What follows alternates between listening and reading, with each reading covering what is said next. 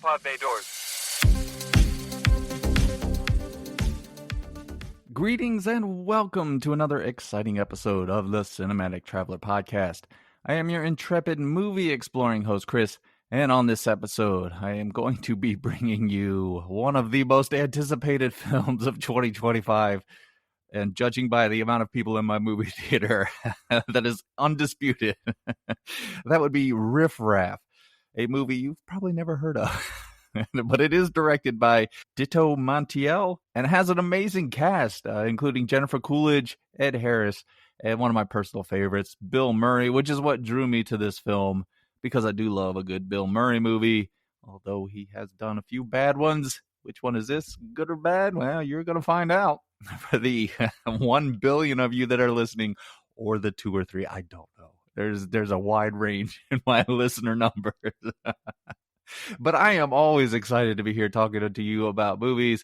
But before we do, I do have to ask a favor of you. Whatever you're listening to the show on, somewhere on that device, there is a follow button. So if you could please click that follow button, it does help me and the show, as well as helping you, because you won't miss any of my future episodes. And you can go back and listen to my previous amazing reviews and listen to my sexy, sexy voice. Also, if you could share the show with your friends, family, annoying coworkers, share it on your social media. Speaking of which, if you want to follow me on my social media, I am on Instagram at Cinematic Traveler Pod. I have a X or Twitter. That one is at CMT Pod. I'm on Blue Sky. That one is at Cinematic Traveler something. And I have an email address, thecinematictravelerpod@gmail.com. So you have plenty of ways to follow the show as well as get in touch with me. There, I got through all that podcaster mumbo jumbo quick, fast, and in a hurry so we could dive into this episode. But before I do, as I like to do on every episode, let me ask you, how are you doing, my beloved listener? Are you surviving 2025? It has been a wild ride, and we're just now hitting March. Oh, my God. I have no idea where the next several years are going to go. Oh, boy. But I'm here, and I'm going to give you a diversion for the next, 20 or 30 minutes. At least keep your mind off of the fact that we might be headed towards World War III. Oh, God, I don't even know what side my country is going to be on. That's the sad part. But anyway, I am excited to be here talking to you. I'm trying to think if there's something else I need to tell you. I do have some tweaks to the show we're going to do. I am, believe it or not, recording this visually as well as a podcast. So I might put this one out there because for some reason you just can't do a podcast anymore. You have to have a visual podcast so people can see me talking into this microphone. How exciting is that?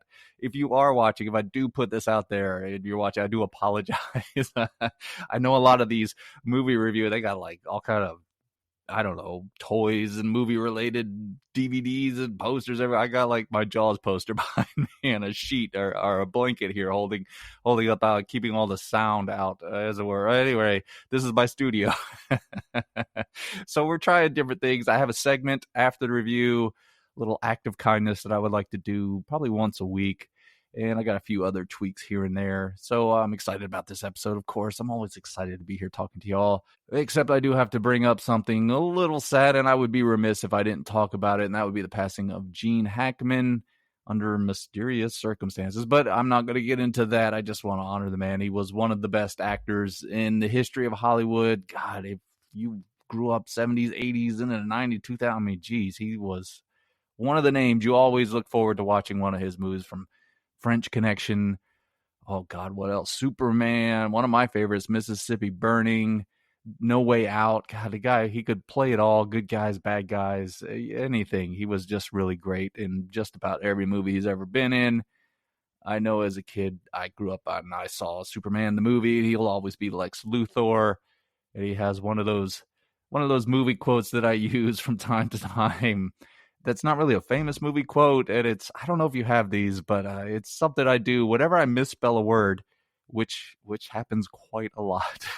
Just to let you know, I am in the South, so English is our second language. So I misspell a lot of words, but every time I do, I go, Otisburg. And then when I try to argue with myself, like, well, it looks right, I always do the follow-up. Otisburg. I don't know why. It's so stupid. Do you have any lines like that? Let me know if you have any weird movie lines that you just throw out from time to time. Yeah, we're gonna miss Gene. I know he's been retired for a while, but it was sad to hear of his passing. Two-time Oscar winner. So yeah, if you haven't watched any of his movies in a while, or maybe you're unfamiliar with his work, definitely check out. I mean, God, like I said, French Connection, Mississippi Burning, Unforgiven. Oh, I could sit here for probably the next half hour, and you don't want me to do that just listing Gene Hackman movies. What kind of podcast would that be? Anyway, so Godspeed to you, Gene Hackman. So now that I have gotten all of that way, and I know you are pounding on the table, please get to the Riff Raff review. I've been waiting to hear about this movie that I've never heard of. Let's go ahead and get on with it. Once again, this is directed by Ditto Montiel. I looked him up on IMDb, and this is the first film of his I have ever seen. So, again, our first foray into his filmography. Now, before I get into my review and everything, I do have to over-explain everything, as I always do. I am going to give you a spoiler-free review and plot synopsis. Now, in the plot synopsis, I have hidden two movie quotes. And if you can identify both or either or and get in touch with me through the various means that I have given you earlier in this episode, I will give you a point for each one that you get right. At the end of the month, I add up all the points, and whoever wins gets to pick a movie for me to review next month. And if you only listen from time to time, first of all, shame on you. Second, you could play just for fun to let me know you're out there. I always like some feedback while I'm sitting here in my little fort of blankets recording these episodes because it does get a bit lonely, but you could always play along.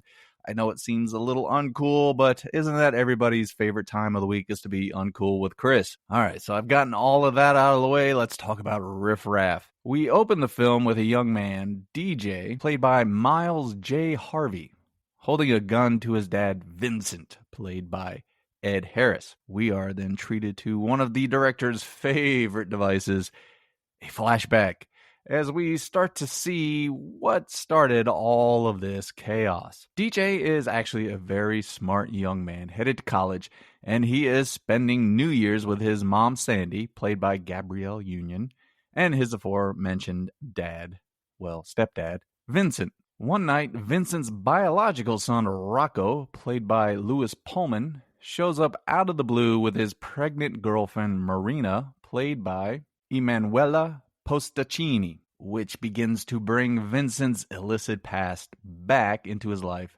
as well as his ex-wife, Ruth, played by Jennifer Coolidge. Now, it seems Rocco is a bit of a small-time crook who has pissed off a very big-time crook, Lefty, played by Bill Murray. Lefty is now chasing after Rocco, looking for revenge, with a fellow hitman, Lonnie, played by Pete Davidson. Rocco begs his dad for help, reminding Vincent of what an animal Lefty can be, even telling him Lefty said something like, "Baby, up your butt with a coconut." I think he was prepared to do it, except I saw no coconut. He had no coconut to my knowledge. Hint, hint. That's a good one. You're going to struggle to find that one. I'll give you a hint. That was one of my favorite Bill Murray movies of all time. Now, before Vincent can help Rocco, Lefty finds this dysfunctional family and begins to hold them accountable for past indiscretion. Now, Vincent pleads with Lefty, saying something like, "Jules, did you ever hear the philosophy that once a man admits that he's wrong, that he is immediately forgiven for all wrongdoings? Have you ever heard that?" Hint, hint. That one's pretty easy. Now, will this plea for mercy sway Lefty and convince him to leave this family alone? Or will Lefty inevitably gun everyone down like a bunch of Reservoir Dogs? Well, I will never spoil the movie and answer those questions, but I will give you the best review in all the podcast universe, nay, in all of the universe. Now, if this is your first time listening or you haven't listened in a while, I do break my reviews down into 3 segments: the good, the bad, and the nitpicky. The good are the things that I like. The bad are obviously things that I don't. And the nitpicky are things that are neither good nor bad, just sometimes Hollywoodisms or sometimes just silly things in these movies that my weird little brain picks up on and make me laugh. And as I'm trying to do with this podcast, I would like to make you laugh because there are 2 things I like to do in this world. one of them is this podcast, which I like to make people laugh. And the other thing, I really don't want anybody to laugh during. That's not good for the self-esteem. You can take that however you want to. I mean, we're all friends here, right? All right, so let's go ahead and dive into the good of Riff Raff. Sounds pleasant. And I'm going to start with really the biggest positive of this film, and one that took me by surprise. Because as I mentioned, I knew this was a Bill Murray movie. I had never heard of it until I saw him giving an interview, and he was promoting this movie a little bit. I think it was a couple months ago, maybe, or last month, at any rate. So I was like, oh, yeah, I do love Bill Murray. This kind of hit on a weekend when there really was nothing else out in the movie theater. So I thought, all right, I love Bill Murray. Let me go check this film out. So I'm sitting there in my empty movie theater. It was completely empty, and I was just enjoying that fact. No cell phones were going off. No one was talking. No babies crying. Oh, God, it was just peace. I wonder how much it would cost for me to just buy every ticket in movie theaters and sit there by myself. At any rate, the intro comes up, and it just goes through this cast, and I'm like, oh, my God. It's got, like I said, Ed Harris, Jennifer Coolidge, Lewis Pullman, which is the son of Bill Pullman, whose career, I think I remember him most from, was it Bad Night at the El Royale? I remember seeing him in that and kind of being like, oh, I like him. And ever since then, anytime he pops up in something, I'm really enjoying his performance. I'd like to see where his career goes. And Gabrielle Union was in. I was like, geez, this cast is stacked from top to bottom. And I think everyone here, I mean, God, how can anybody in this movie be bad? I guess Pete Davidson, but he's really just playing Pete Davidson. I will say he doesn't really bring, I'm not going to put him in like the bad or the negative of the film, because he's just Pete Davidson as a hitman. Whatever you would think that is, that's kind of what he is. But I think everybody is doing an amazing job. The young man that plays DJ, Miles J. Harvey, he's sort of the heart of the film. He's the main protagonist that we follow. And he is recovering from heartbreak after being friend-zoned by a young lady. And God, what a horrible place to be. But it starts early on with him bonding with his dad, Ed Harris, Vincent, who's his stepdad, but he's been with him his whole life. And they really have this great moment at the beginning, this kind of father-son talking about women and all that stuff. And the dad's imparting his wisdom on him. And it's a really nice scene. And you kind of get the build-up with those two characters. And then when Gabrielle Union comes in and her dynamic with them of this really idyllic situation that they're in, this sort of upper middle class, they've gotten money and, things are great, which then you get the clash of the criminal past of Vincent coming back through his son Rocco. But yeah, I think everybody in the cast is great. I think, honestly, the one that to me steals the movie, which I was shocked because I figured Bill Murray would be great in this, and he is. It's fun to see him kind of taking a bad guy role, a villain role. However, he's Bill Murray. He's going to have his moments here and there that'll make you laugh. But it was Jennifer Coolidge. I would say the first half of this movie, she is absolutely hilarious.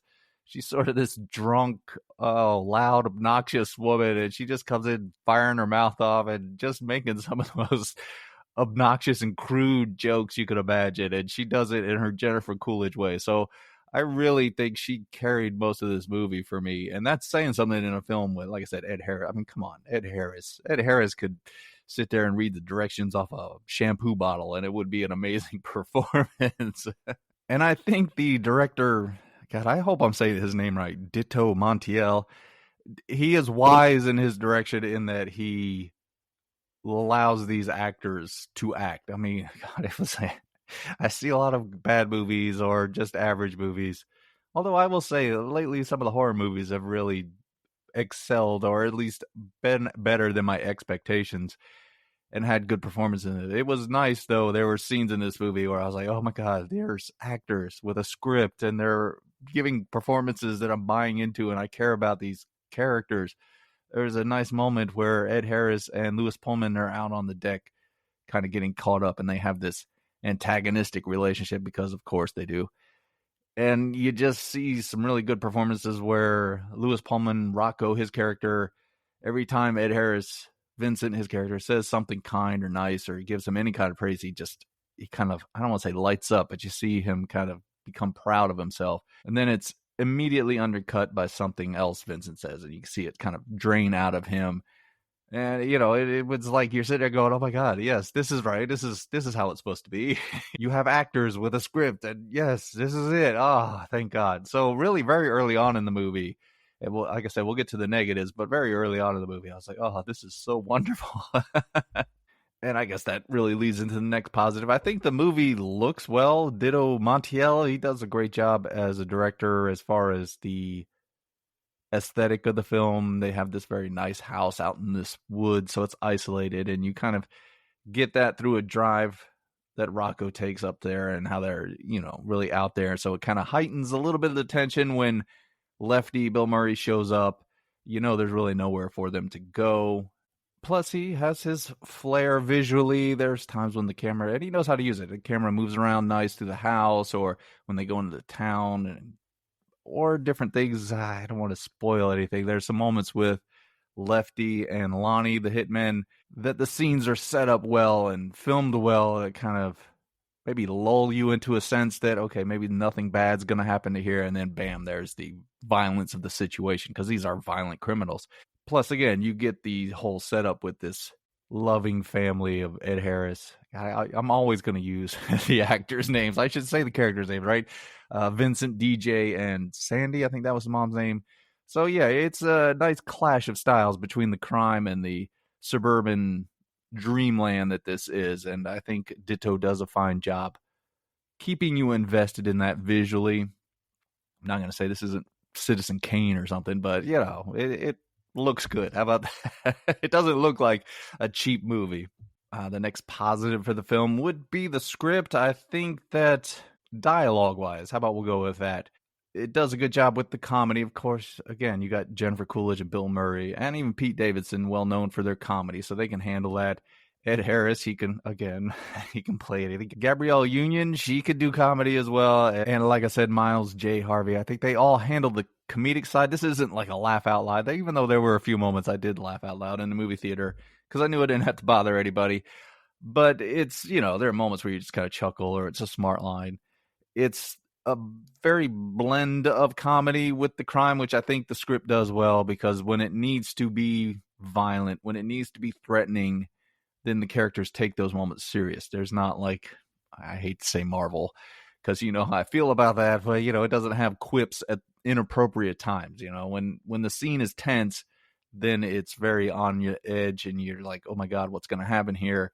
And then when there are comedic moments, you get a good chuckle out of that. So I think it does a good balance there. There are some issues that we'll get to in a moment, but for the most part, I think the dialogue and how it balances the comedic tone with the crime tone, they do a very good job with that. And my final positive for this film, and I always say this, it's under 2 hours. I think it's about an hour and 45 minutes, somewhere in that ballpark.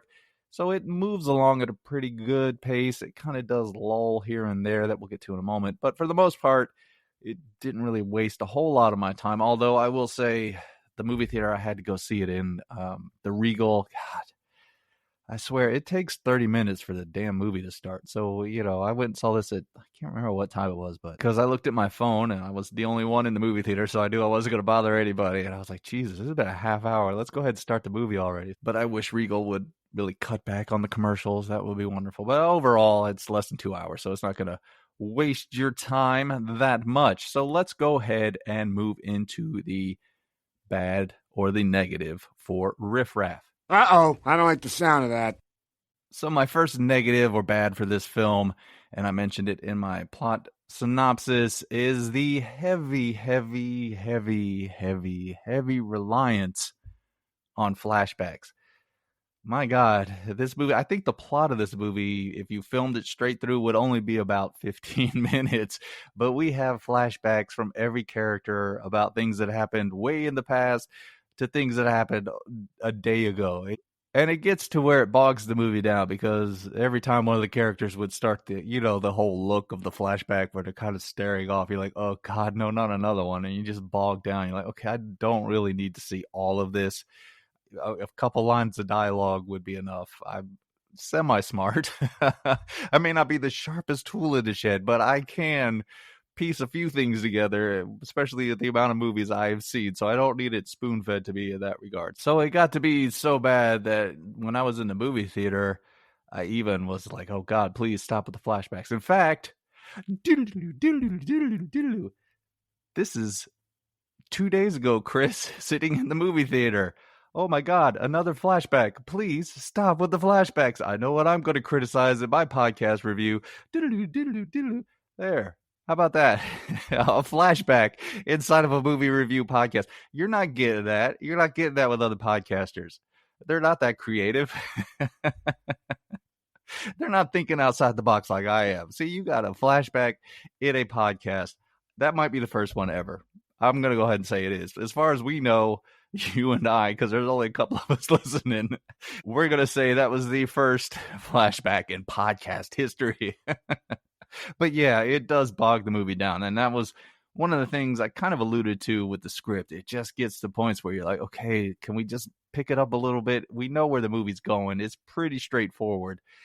I don't need to keep getting flashbacks for stuff that, again, I could have had a couple of lines of dialogue, or really some of it you already knew. You kind of got the gist of it.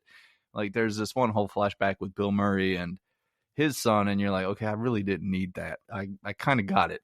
The reason why Bill Murray is tracking down Rocco, you explained that to me, so that's all I really needed. So I think that might be the biggest negative for the film. Although I will say the rest of it, I guess the end is kind of weak in the resolution of everything, just the way it's handled. I don't want to spoil things, but there's the big confrontation that you know is going to happen. And it was just like, oh, okay, that's how we're going with this. Yeah, that's fine. It's all right. You know what I mean? It didn't stick the landing enough for me to go, oh, shit, this was amazing. And that's kind of really my overall negative for this film. As I mentioned with this cast, yeah, I sat in a movie theater and all these names are coming up. I'm like, oh my God, this should be an amazing movie. And I had the same thought when I was leaving the movie theater. This should be an amazing movie. And it just really isn't. It never rises above good. It's a weird negative for the film, but it just felt like there should be more there. And I guess that lands at the feet of the script because there's not much story here, and all these flashbacks that slow it down. You're like, okay, you could have done so much more with these actors because they're giving excellent performances. So you could have really had them diving into things or embellish some more of the comedy or something. I don't know. It just seemed like there was something missing in this movie to really elevate it past good. Although I'm kind of giving away my final review for this film. But yeah, that's sort of the ultimate complaint for this film. So let's go ahead and move into the nitpicky for Riff Raff. Yeah, it's going to be fun on the bun. And again, these are things that are really neither good nor bad. They're just Hollywoodisms or just weird things in these movies that make me laugh. The first thing that made me laugh, oh my God. As I mentioned early on, Ed Harris was a Vincent and DJ. They're having this bonding moment, a man's moment where, the dad's explaining women to his son who's now having to deal with dating and all that fun stuff. So he's imparting his advice and kind of explaining how he met DJ's mom and how that all went and everything like that. And he reveals some information about DJ's actual father. And he's like, hey, don't tell your mom about this. I'm just trying to show you, just because this didn't work out doesn't mean there isn't the one. They do a lot of that throughout this movie out there for you. So I think it was the next scene or close to it. DJ is kind of having a mild argument with his mother. He doesn't always stand up to her, but he has a moment. And what does he do? He tells him what Ed Harris told him. I was like, what the hell, man?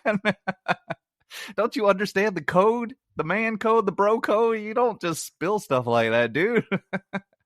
Your dad's never going to trust you with anything anymore. Just to save your hide, you're like, oh, this is what dad told me. All right, I get it. Just throw the dads under the bus. It's a tough life to be a dad. Everything you do wrong is going to get brought up. Mom is a saint, but boy, dad told me this. Bam. Oh, shit. And of course, the dad has to get chewed out for that. I had some flashbacks, speaking of those, to my time when I was married and had kids and all that fun stuff. So yeah, out there, you kids, if your dad tells you something, says, hey, don't tell your mom, don't tell your mom. My next nitpick, again, these really aren't quote-unquote nitpicks. I just couldn't think of a good title for that segment of this review. But anyway, the girlfriend of Rocco, Marina, played by Emanuela Postaccini. She is obviously Italian, and she speaks Italian in this movie, and I have been trying to learn as best I can online some Italian because I just love it. At any time they use it in the movie, I just like, oh, what a beautiful language. Again, I live in the South in America, and we just sound dumb. We're just old hicks down here. Yeah, what is that, Italian? But anytime I hear it, I'm just like, such a beautiful, magical, musical language, and I'm jealous. Anybody that lives in Italy or is listening in Italy, I love your language. I just absolutely love it. One day I hope to visit Italy. I don't know if your country lives up to what I have in mind or this image that I've built up because of your language, but one day I'm going to get there. And I'll say my 3 words that I have learned over the past couple of years. Oh boy, what do they say about old dogs and new tricks? That's not far from the truth.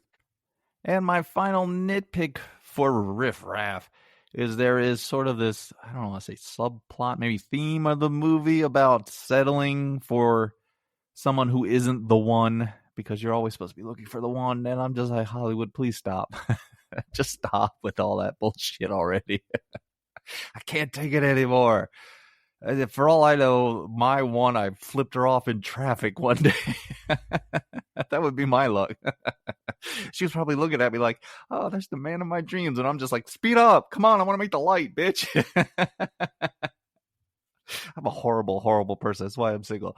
But yeah, I'm kind of getting tired of the one. Trust me, everyone out there, there's no such thing. There isn't. You're going to find someone that you think is great and you're going to fall in love.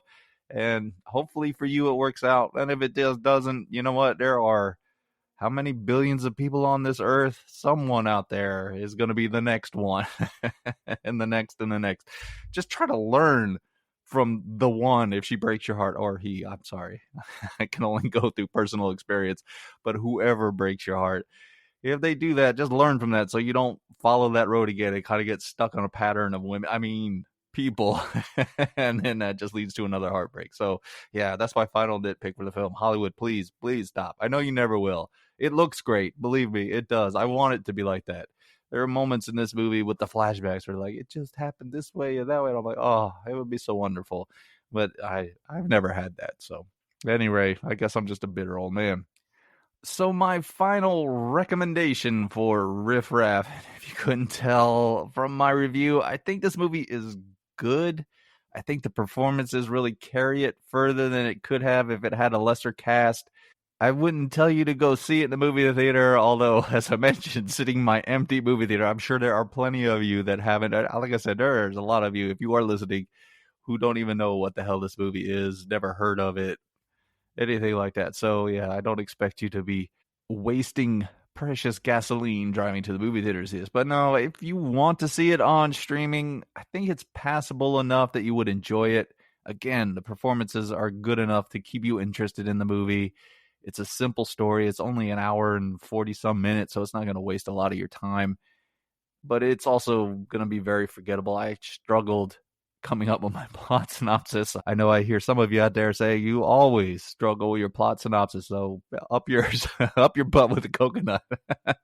But yeah, I couldn't remember half of what happened because it's not going to stick with me. Probably in another week, I'll forget that it ever happened. So it's one of those kind of movies. It's something I would tell you to watch on streaming if you're a fan of any of the actors in this movie. Especially, I would say Jennifer Coolidge. I think she really carries at least the very first half of this movie. But everybody's got good moments and they're good performances, so you can appreciate that. But that's not enough to go out and spend money to see it in a movie theater. So unfortunately, I would say just wait for it to hit the streaming services, which will probably be in about 3.5 days.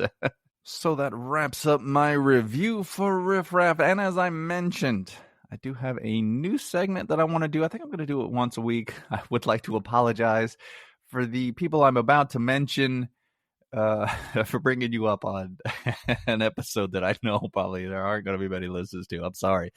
If it makes you feel better, even if this was a popular movie, I probably wouldn't get listens.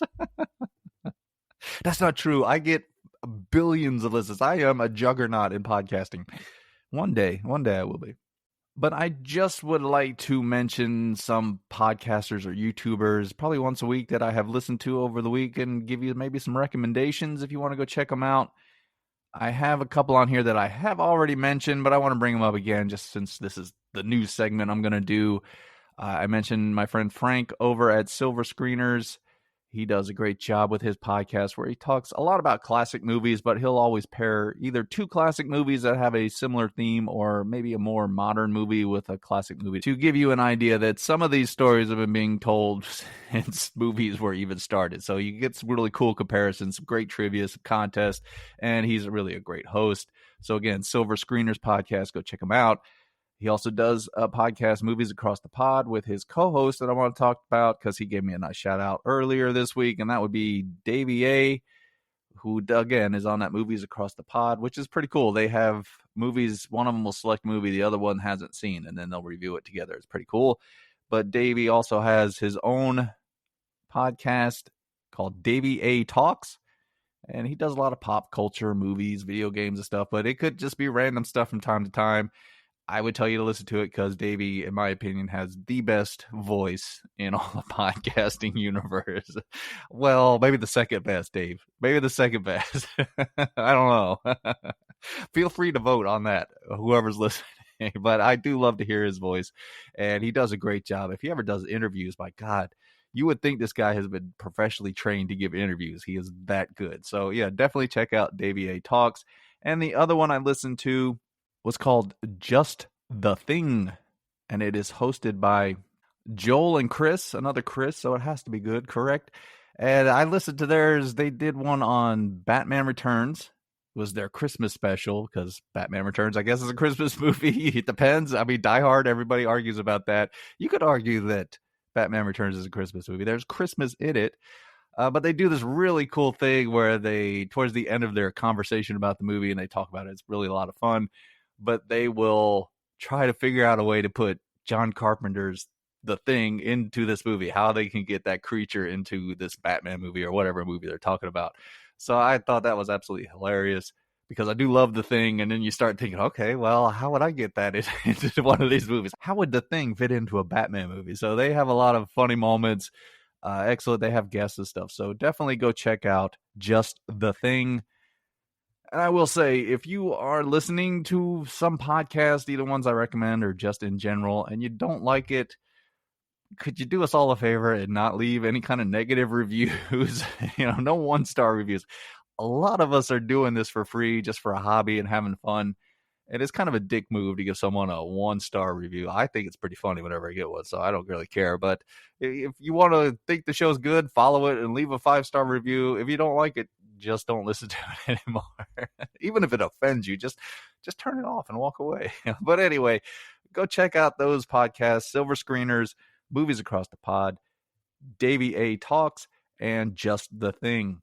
So that brings us to the end of this episode. If you're still here, then I must have done something right. And again, follow the show. Give me a rating, a review. I'd appreciate that as well. Follow me on social media. Get in touch with me. Play the movie quote contest. Have some fun in your life. Live a little. We don't know how much longer we're going to be here. I'm always glad you're here. I tell everyone I know I've got the smartest and sexiest audience in all the podcast universe. And you never fail to live up to those high standards. And as you are traveling around on this blue and green ball, bouncing through the cosmos, I need you to do one thing for me. Go out there and do that voodoo that you do so well. All right, show's over. I'm tired.